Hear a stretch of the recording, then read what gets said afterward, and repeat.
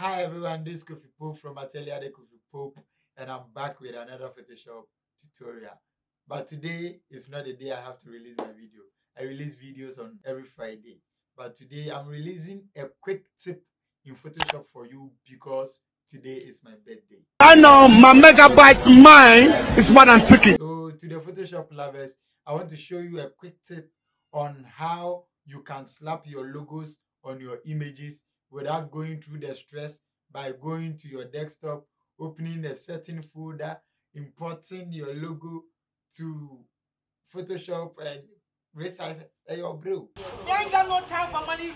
Hey! In this tutorial, I'm going to teach you how you can turn your logo into a brush in Photoshop. Wishing me happy birthday. Solarly, vibrantly, slowly, this moment. Quick one. Today is my birthday, and this is a gift to you. If you are not a Photoshop user, you are not a Photoshop lover, then it means you are not benefiting from the birthday gift. Ajigo. If you want to benefit from the birthday gift, then you better go and install Photoshop, subscribe to my channel, and enjoy the package I have for you. So guys, let's go to Photoshop and start today's week.